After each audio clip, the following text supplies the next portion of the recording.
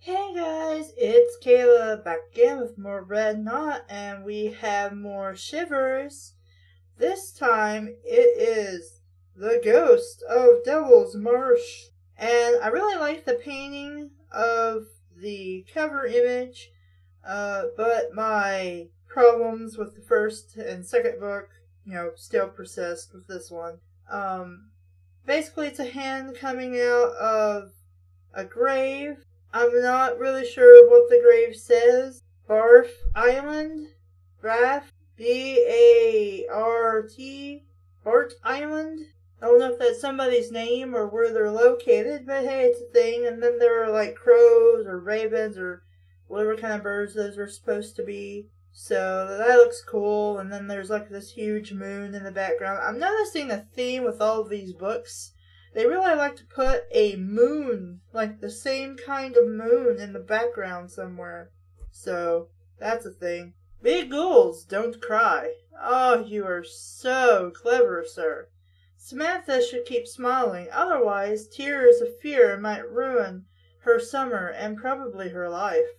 Well, I don't see how that'll ruin your summer or your life unless somebody's a sadist and is waiting on you to cry so they can kill you or some shit. But the summer was already bad news. There she was, on the coast with her cousins. Boy cousins. Okay. So? They're boys. Who cares? Always around acting like, well, boys. Of course, they're boys. Just like you're a girl. 'Cause you're a girl. That makes no sense. But cousins can be cool. They can be. In my experience, sometimes they're dicks, but they can be. Especially when you might need them to save your life. Well, that's kind of vague. What is threatening your life? Perhaps we should stop that first. Is that cozy coastal island they're on really haunted? Could be. That might explain all those strange things Samantha sees and hears.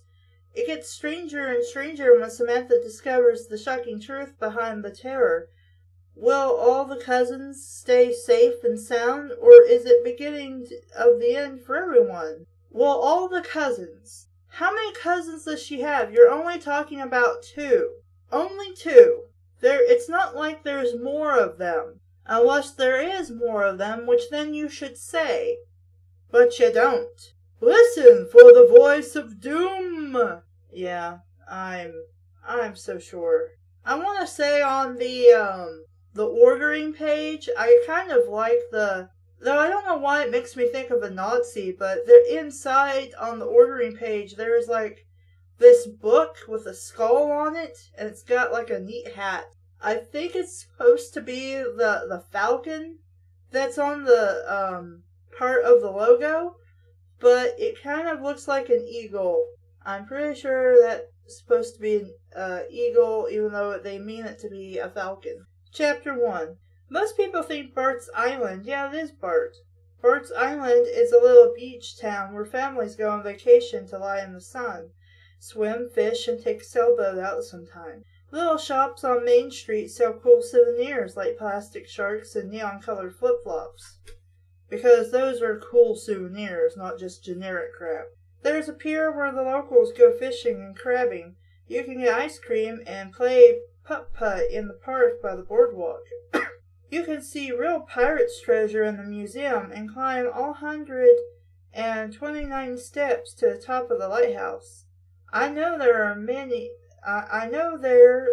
that many because I counted. Well, no shit.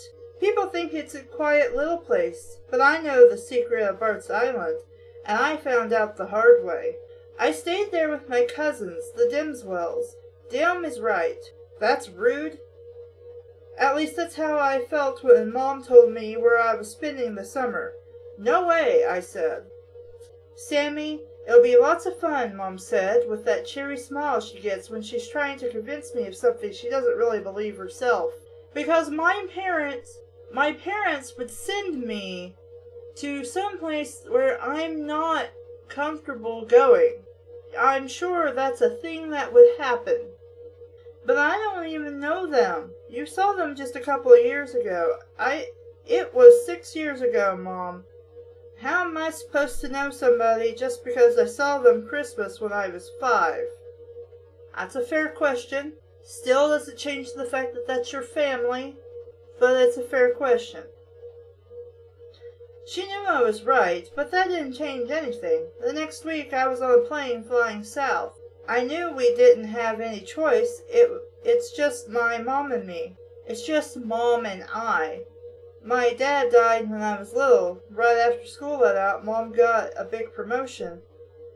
Mom received a big promotion at work and had to go to France for 2... Wow, we are just like throwing exposition at you like non-stop. I was right, but that didn't change anything because she stuck me on the plane. And the reason why she stuck me on the plane is we didn't really have a choice because my dad died and she got a promotion and stuff. The end. So, I mean, really, there needs to be a little bit of pacing and explanation.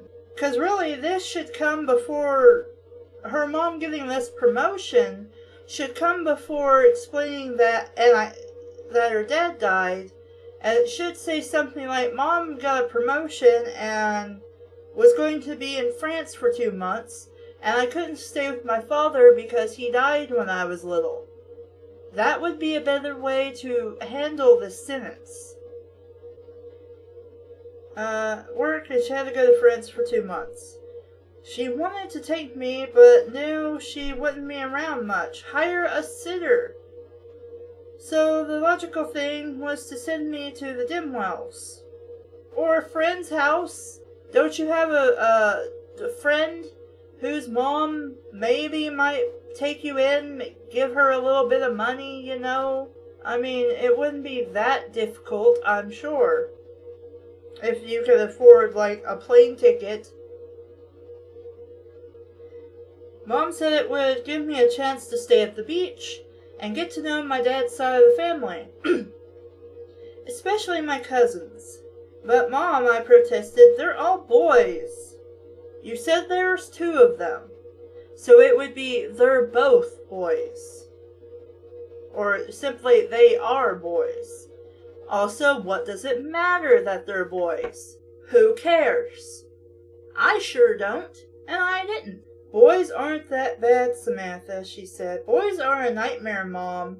My mom just smiled. I hate it when she does that, but there was nothing I could do. I was on my way to the Dimswells.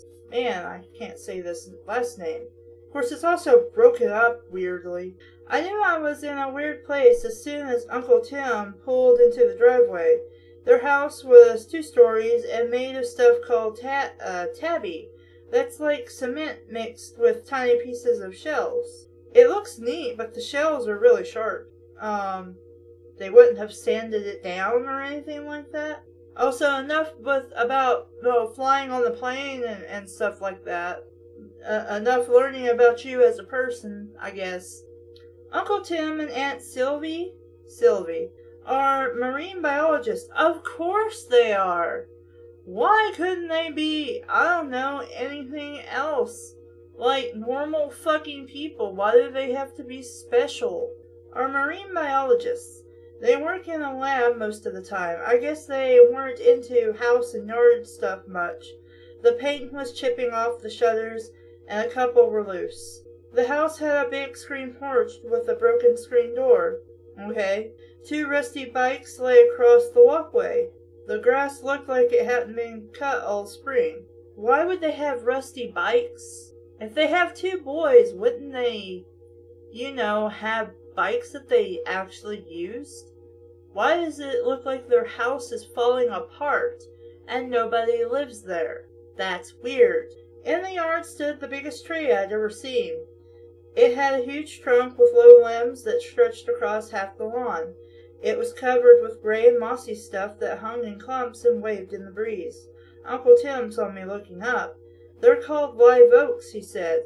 "Some of the oldest trees around. That stuff hanging down is Spanish moss. Pretty, isn't it?" It looked creepy to me. Inside, well, let's just say it looked a lot different than I was used to at home. Toys lay everywhere, mostly cars, guns, Power Rangers, and Ninja Turtles. I don't know, that sounds like my house when I was little. I liked Power Rangers. I liked Ninja Turtles. I didn't have any money to buy any of this shit, but I liked it. The furniture looked weathered, as if it had been climbed on so much the color had been worn out of the fabric. And the noise! It sounded like World War III upstairs, with yelling and whoops. How would you know what World War I and II sounded like? How are you even old enough to make this comparison? I heard a huge thud and a crash, like a shelf with things on it falling to the floor. Aunt Sylvie stood at the floor of the stairs, hollering, "Hey, you two, cut it out right now or I'll cream you both." She saw me and smiled. "Samantha," she said, opening her arms for a hug. I felt weird looking at her. She looked familiar, but I couldn't put my finger on why. Maybe she looked like your dad. I don't know which one of these people is the sibling to your father.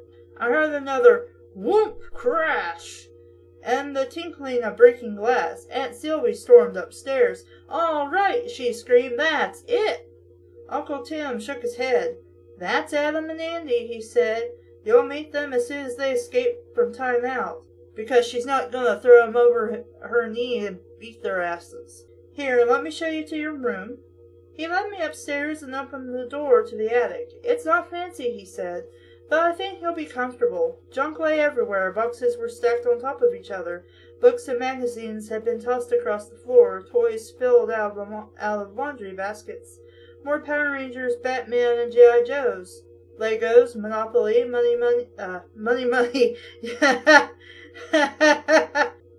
Legos, Monopoly money, and marbles. Again, this sounds like the kind of toys I would have had as a child. So I don't know what she's bitching about. Like, how's this boy stuff? I mean, I had My Little Ponies. I had Popples. I had a Rainbow Bright thing. I had Pound Puppies. But, I don't know. I would have liked this stuff. In the middle stood a beat-up sofa with a sheet over it. Facing the sofa I saw a TV with video game cartridges and VCR tapes scattered everywhere. "Not fancy," he said. "No kidding." Well, no shit. You could have, when he said, "It's not fancy, but I think it'll be comfortable," you could have said, "As soon as I looked into the room, I thought, no kidding," or something. I mean, you could have easily, made this into a better phrase of you could have better organized your paragraphs. Uncle Tim saw the look on my face and laughed. "It's not exactly the Ritz, but look over here," he said. I followed him to the back corner where blankets had been hung from the rafters. He pulled one of the blankets to the side. "Since we don't have any girls, we weren't sure where to put you," he said. "Girls are fussy about their privacy, I hear." You couldn't have asked her mother, what kind of girl is she? Is she very private? Is she very tomboyish? Does she like girly girl things? Does she like boy things? Does she really not give two shits and actively engages in both? Gender stereotypes? They didn't fucking bother to ask, and she didn't bother to tell them what she would like? I'm kind of pissed about boys are boys and girls are girls. I don't give a two shits if this is for kids or not. The sexism is really pissing me off in these books. Then Sylvie got this idea, and, I think she did a pretty good job. Behind the blanket stood a bed, an old dresser, and a desk with a chair. Just above the bed was a big window. I touched the quilt that lay across the bed. "Belonged to your great-grandmother," Uncle Tim said. "She made it, I think. Sylvie will know." Again, which one of you is supposed to be the sibling to her father? Whatever. "Well, you get settled and then come down and meet the monsters." I ran my hand along the edge of one of the patches. "My great-grandmother, my aunt, my dad." "Okay, so I guess your aunt is the sister to your father. Okay. It felt funny to think about these strangers as if they belonged to me. They do. They are your family. Even if you don't know them, they're still your family.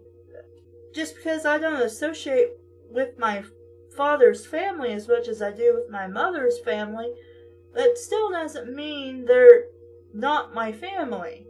I just don't really have much to do with them. Chapter 2. It's not. It's so. The boys were at it again.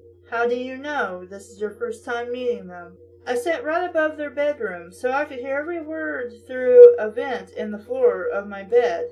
Okay, I guess. I put my ear to the floor to listen. Because you wanted to listen to them? Whatever. If you do, Adam, I'll tell Mom about the thanky. They're 8. They can say words. Whatever this word is supposed to be. Oh, the snake. That's what that's supposed to be. That's what that's supposed to be, about the snake. Oh, no, you won't. Oh, yeah. Oh, yes, I will. Are they missing their front? Is this one missing his front teeth? Why is his S's TH's? I mean, if you want to give a character a list, you should make this clear from the start that for some reason he has a list. For me, it was TH. I could not say TH. I would say it with an F. Thumb became thumb. Sometimes that just happens. Sometimes certain ways you say words, you just don't, they're too hard. And then people around you, either they don't notice because you're so good at it, or they're so used to hearing you say it like that, that they simply don't correct you. But these boys she's told us were 8. If this is supposed to be baby talk, they're too old for it. You do, and you're dogged me, Andy. Watch me. Bam! A door slammed. Booger brain! Wham! Another slam. I wondered if this was a bad day, or if it was like this all the time. Suddenly a boy's face poked from behind the hanging blanket. Boo! He said. I jumped up from the vent, bumping my head on the bed. A spy! The boy shouted. You're not even here 5 minutes, and I already know you're going to be trouble. I rubbed my head. Nice to meet you too, I said. It's not your fault, the boy said. Though I guess we don't know which one is which. You can't help it if you're a girl. Because being a spy is only a girl thing? Doesn't make any fucking sense. Thanks a lot. Girls are just sneaky, that's all. Listening to conversations through vents in the floor is a very girl thing to... No, it's not. No, it is not. Also, she could, even if she hadn't wanted to hear you, she could have. She could have just laid there and been like, wow, I wish those dumbasses would shut up.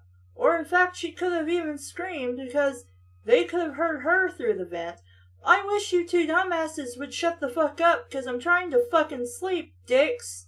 Keep talking and I'll tell on both of y'all about how stupid you're being. And then let's see your mother tan both your hides. Sexist dicks. Oh, please, I said. You 2 were screaming so loud I hardly needed to get on the floor to hear you. Yeah, so what were you doing down there then? Which one are you anyway? I asked, Andy or Adam. So you were listening, he said. No, that does not mean she was listening. I know what my cousins' names are, even if I've never seen some of them. I know who they're related to. Okay? I know some of my cousins' names without ever actually meeting them. Because when somebody gives birth, somebody eventually tells somebody else, who tells somebody else, who eventually will tell me. And I don't have to ever meet that cousin to know what his name is supposed to be. If I never knew my cousins Corey and Christina, that still, I go to a family reunion or something and I see twins there. And I'm going to go, oh, well, one of them is Corey and one of them is Christina. Pretend my example has no gender associated to it whatsoever. That's a logical assumption to make. And plus, Her aunt and uncle would have mentioned their names. Her mother would have mentioned. She would know what their names are, even if she never have seen them since that one time when she was 5 at Christmas. She would know. I'm Adam. What else did you hear? Nothing, I answered. Adam was quiet for a minute. That stuff about the snake, Andy was just making that up. Eek! A scream shot out from the vent. Adam Taylor Dimswell! I don't know why I suddenly got very southern there. It was Aunt Sylvie, and she shouted really loud. She sounded really mad. I'm going to get that little brat, Adam said, racing down the stairs. I followed at a safe distance. Downstairs in the boys' bedroom, Aunt Sylvie stood by one of the beds. A 4-foot black snake slithered on the sheets. Gosh, Mom, Adam said. You see worse stuff at work. What's the big deal? The big deal, young man, is that those animals are behind glass, not in beds, thank you very much. Get it outside this instant. Get it outside this instant. But Rosie likes it here, Mom. So help me, Adam. I've had enough of you today. Out, now.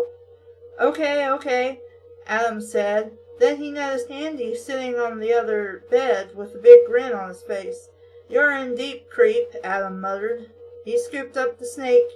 I felt dizzy just watching the way Rosie wound her way up his arm and across. Oh, Rosie likes it in here. Okay, the snake is Rosie. I was confused for a minute. Also, how do these boys know it's not poisonous? I mean, I guess they had it in there long enough to know it's not poisonous, but that could still hurt people. I mean, even a non-poisonous snake can bite you. And it'll fucking hurt and bleed, too. I felt dizzy watching the way Rosie wound her way up his arm and across his shoulder, but I was not going to let Adam know that. Because a girl doesn't like snakes and she'll feel woozy. Oh my god. I've held tarantulas and toads and shit. I don't care. Stop being so fucking sexist. Hey, Samantha, ever kissed a real snake? Adam asked. He shoved the snake in my face. Whatever cool I had disappeared. Well, yeah, he's got no business shoving that shit in your face, nor asking you such a shitty question. This is when you, look, give me the snake, I'm gonna put it to the side, and I'm gonna beat your ass. Hey, I shouted, jumping back. Adam, honestly, Aunt Sylvie said, shoving him through the door. She turned to Andy, who was still smiling. 4 of his top teeth were missing. Okay, that would explain why he has a lisp, though it would have been better to explain this beforehand. I wondered if he'd lost them naturally or if Andy had knocked them out. You, sir, are still in time out, Aunt Sylvie said, shaking her finger. I know, he said, grinning from ear to ear. This is Samantha, Aunt Sylvie said. I know, Andy said. Mr. Andrew, that wasn't very polite. You're supposed to say hello, Samantha. I know. Aunt Sylvie cleared her throat and sighed. This is Andy, she said to me. I know, I giggled. I see everybody in the family is a comedian. Why don't you get your kids, flop them over your knee, and beat their ass? I don't understand why people have such a problem with spanking kids. It's a thing that happens. It's a thing that needs to happen. Do it now, when they're assholes. Aunt Sylvie sighed. Dinner should be ready in half an hour. A baby started crying in another room. And that, Aunt Sylvie said, heading for the door, is Alfie. Heath, too. Andy said, that meaneth I'm not the baby anymore. How old are you? I asked. Andy held up 6 fingers. I thought she said they were 8. Aunt Sylvie came back into the bedroom with Alfie in her arms. It's amazing how the baby sleeps through all this, she said. Well, it's gotten used to it. Samantha, why don't you give me a hand in the kitchen? Andy, you may come out now, but no more roughhousing, you hear me? Why is it Samantha that has to give you a hand in the kitchen? Is it because she's older? Is it because they're... If it's because she's the girl, I will kill someone. so much. Yes, ma'am, Andy said. At dinner, the whole crew assembled around the huge kitchen table. I got to meet Alan, the oldest, who was 15. He worked at Dennis Super Duper Ice Cream Extravaganza on Main Street down the pier. That is a shit name for a restaurant. Also, why does the back of the book say there are two cousins, but then it talks about like multiple cousins in a manner that doesn't make sense to explain that there are multiple cousins. If you're going to even begin to mention two cousins, you have to mention all the cousins and not just two, and then start talking about cousin, because that does not make any sense. There is no logical way, there's no logical navigation for it to make sense when you go from talking about two cousins to many more cousins. You know, it's like, it's going from two books of all my books, except that's a more logical sentence than what the back of the book had. On Main Street down by the pier. Cool. That meant freebies. No, it doesn't mean freebies. Like, at all. I sat across from Adam and Andy. They weren't separated. Why they weren't separated, I don't know. They kept sneaking pieces of chewed up food into each other's plates. Disgusting. Yeah, that is gross. Most of the boys looked like Uncle Tim with reddish hair and long legs, but Adam was different. He was my age, but shorter. He had straight brown hair and spiky bangs that fell into his face. His eyes were like Aunt Sylvie's, almond-shaped, and turned up at the outside like a cat's. So, you guys have Asian blood in your veins. Then it hit me. He looked like Peter Pan? Okay, he looked like Peter Pan. Funny. That's what my mom used to say about me back when my hair was really short. Adam speared a piece of hot dog with a fork. Beanie weenies, my favorite, he said. Hey, Samantha, know why beans are a specialty on Bart's Island? Adam, his mother warned. Because on Bart, we love to... Look, like I didn't see that coming. Also, I have relatives that are far worse at the dinner table with their jokes. That's quite enough, thank you, Uncle Tim interrupted. The boys were excused and they ran outside. Aunt Sylvie took the baby upstairs for a bath. I helped Uncle Tim clear the table. Then he sat down to read the paper. For the first time, it was quiet in the house, and I got this weird feeling in the pit of my stomach. It moved up my body like a shiver, into my chest and my throat. Why are you so freaked out? Do you have like some kind of anxiety disorder? I understand you're uncomfortable around people you don't really know, but this seems absurd. It moved up my body like a shiver into my chest and throat. I thought I might throw up and cry at the same time. Then I realized I missed my mom. Because you would just, like, not realize this until after you thought about why you felt like shit for a while. Oh, it's because I really Look, my brother left and went to New York for a bit. It wasn't the first time he went to New York, and it certainly wasn't the last time he went to New York. But then there was that one day where I just cried and looked at a picture of him because I missed him. And I knew I missed him. And the reason and what I thought about was like, it's never bothered me before. Now. So I wonder why now it's so different. It's not like anything had changed between us. It was just a thing that happened. But it's not like I felt awful and then was like, I don't know why I feel so sad inside and why I'm crying. Let me think about this. Oh, sudden realization, I miss my brother. He'll be back in a couple of days. How silly. No wonder they called it being homesick. You're not homesick. You're not homesick. It takes longer than that to be homesick. Uncle Time?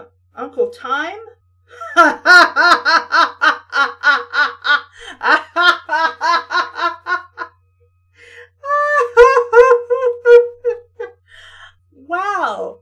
So a brilliant mistype. How awesome is that? Oh man. Uncle Time looked up from his paper. You okay? I nodded, afraid that if I opened my mouth, my dinner might spill out. Been down to the beach yet? I shook my head. Well, how could she? She went from the airport, presumably, straight to your place. 'Cause, didn't you go and pick her up? I mean, she said she was in the car with you, so I assume you went to the airport to get her, 'cause she's never been to your place, in years. And the last time she was there, she was 5, so I doubt she even remembers the place. Plus, towns change over a year. And then put more years on top of that. Stuff changes.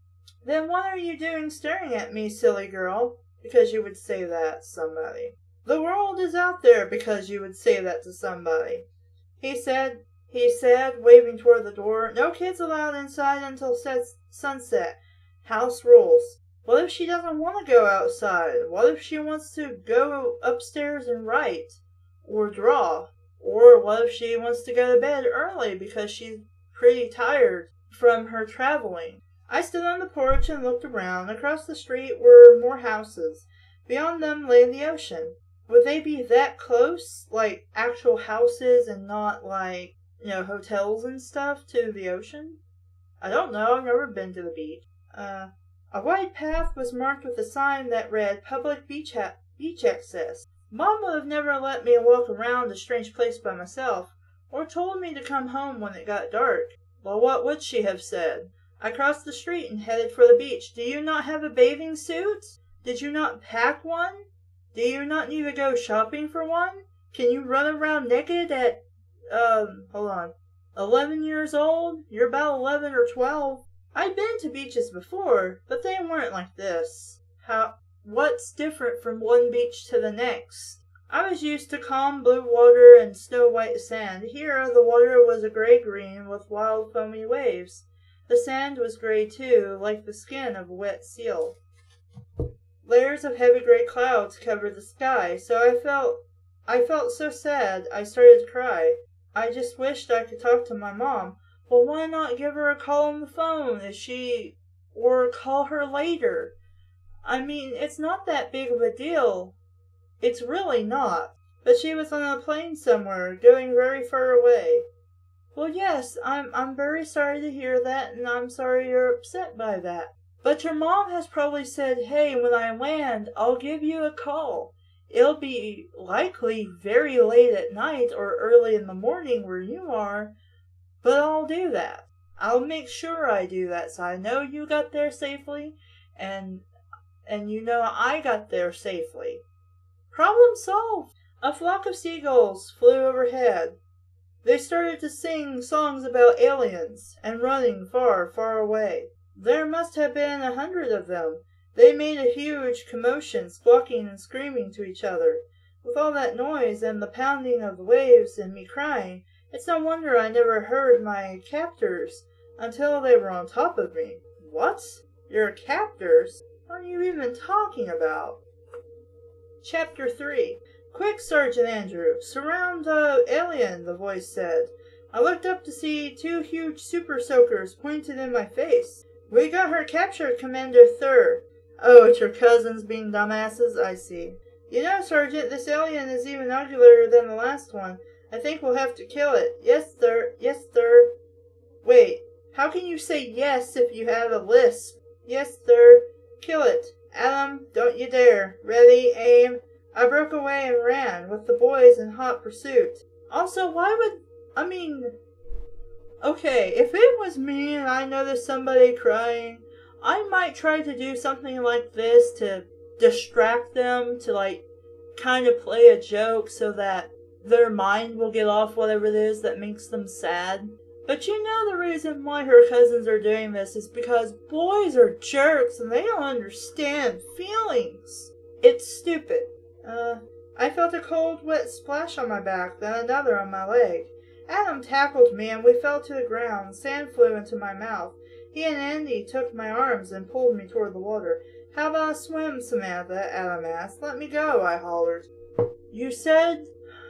So, Okay, so wait, one is 6, and the other is how? Well, I don't care anymore. It's stupid. I kicked and twisted. We fell in a heap in the sand. A wave washed over us. Jerks! I screamed. Salt water had gone up my nose, and I was wet and sandy all the way to my underwear. Because water going up your nose wouldn't automatically make you sneeze or anything. The boys shook the water from their hair and laughed. I hate to admit it, but I started to cry, right in front of the boys, and I was so mad at myself it made me cry even harder. Why would you continue to cry? I don't understand your emotions, lady. And who cares if you start crying in front of them? Who cares? I staggered to my feet and ran back toward the house. My sneakers were wet and heavy, and it was hard to go very fast in the sand. Adam cut up to me. Hey, Samantha, don't be such a baby, he said. We're only kidding around. Shut up, jerk, I said. And it's not Samantha, for your information. It's Sammy. Now leave me alone. Your name is Samantha. Your nickname is Sammy. Also, you're the ones who went right up to her and shoved her full of water, chased her around, and then tried to dump her in the ocean. If she's upset by this, you should say, look, we were just trying to have some fun. Why has this upset you? You were already sad looking to begin with, which is why we targeted you, because we thought, I don't know, it would be fun to try and cheer you up, and that we could play a game or some shit. But she's been anti her entire cousin and anti-family, with the exception of her mom since the whole thing, so whatever. I wiped my tears with the back of my hand. Suddenly I felt a terrible stinging. I rubbed sand right into my eyes. It felt like my eyes were on fire. I couldn't open them. I couldn't see. Ow! I yelled. Sand in my eyes. Get it out. Because that's his place to get the sand out of your eyes. Also, why wouldn't you make sure your hands are clean before you wiped your eyes anyway? I mean, that was pretty silly of you not to make sure your hands were clean even though you were upset.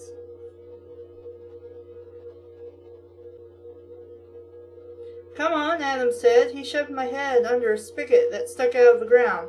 Where did that come from, and where did y'all find it? The water poured out fast and cold. I bent over and tried to open my eyes to let the water flush out the sand. It burned like anything. Why not just say it burnt like fire? But it worked. I sat up and rubbed my eye, putting sand right back into my eyes since I didn't bother to wash my hands. Don't do that, Adam said. You'll scratch the cornea.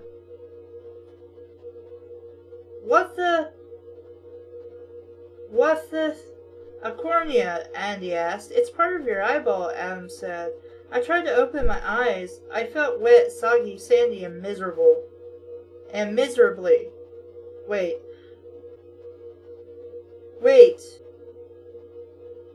I tried to open my eyes. I felt wet, soggy, sandy, and miserably. No, you felt miserable. Or you could say, if you wanted to use that, I felt miserably wet, soggy, and sandy. This is all your fault, I said, looking at both of them. You know something, Adam said? You'd be a lot more fun if you didn't act like such a girl. Because this totally has something to do with her being a fucking girl, assholes. I want to find this author so I can punch him in the fucking face and tell him he's a fucking moron. This has nothing to do with being girl. It has nothing to do with being boy. It's just people have shitty emotions and people do shitty shit. People feel weird one way or the other. They're going to act in a manner that's stupid sometimes. It has nothing to do with being a girl or being a boy. Stop it. Shut up.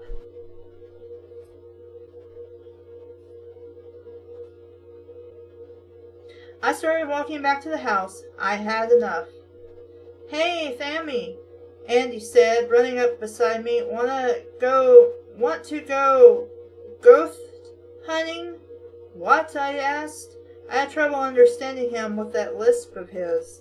Samantha does not want to look for ghosts, Adam said. Girls are too wimpy for that stuff.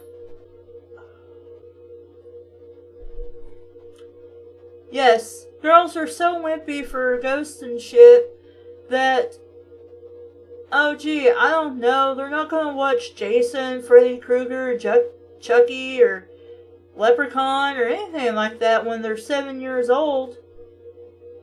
Or even when they're 6 and 5. No, they don't watch that with their parents or their older brother or nothing. 'Cause girls, you know, they don't do stuff like that. They're not into ghosts and horror and fantasy and shit like that. I would know. I'm a girl. If you didn't realize that, I was speaking very sarcastically. Because, as a child, I watched horror movies. You know why? Because my mother watched horror movies, and my older brother watched horror movies, and I liked horror movies. I liked ghost stories. I liked Scooby-Doo and all that shit. It's Sammy, and we are not, I shot back. 3, Adam? I told you she'd go. Let's go, please. Go where? I asked. What ghosts? I eyed Adam carefully. I wasn't in the mood for any more of his tricks. Which, I don't know, that really wasn't a trick. I don't see how any of this was a trick. You're just kind of a dick, and they're kind of dicks, which is pretty much what kids are. But one thing I loved more than anything was ghosts, or at least ghost stories. Why not establish this in Chapter 1? In fact, all we do is get a bunch of useless exposition in all these books, and we learn nothing about our main character or the side characters that should be important to this story. Nah, forget it, Adam said. It's too late. No, it's not. Please, let's show Sammy the graveyard. How can he say let's if he can't even say S's normally? Andy said, tugging on Adam's arm. Quit it, Runsky, he said. Adam's a scaredy cat. Am not. It's fixing to rain, and it's late. As if on cue, lightning cracked across the sky, followed by a loud clap of thunder. See, Adam said, come on, let's get home. Andy turned to me and whispered loudly, enough for Adam to hear. He's scared he'll see the ghosts again. You saw a ghost? I asked. A real one? It was nothing, Adam said. Nuh-uh, Andy said. It was real, and I said forget it, okay, Adam said. He stormed up the path, leaving us behind. I'm telling the truth. Honest, Andy said. Adam saw a ghost. It wrath, calling his name. He even cried. Another bolt of lightning flashed across the sky. The air boomed with thunder. Shouldn't that be the sky? Whatever. The sky turned from gray to black instantly, because that can happen. Unless there's like a tornado or some shit, I suppose. Because tornadoes would do that. I'm pretty sure they would do that. Anyway, any second it was going to pour. Come on, Andy, let's talk about this back at the house, I said.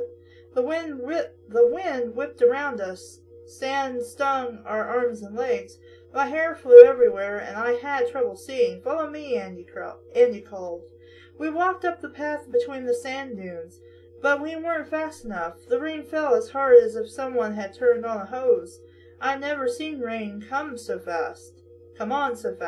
Yeah, that's what I was saying. I'm like, I don't think that would really happen unless it's like a tornado or something. Then, when we were almost at the street, we heard crack. Well, no, I'm not recommending this story.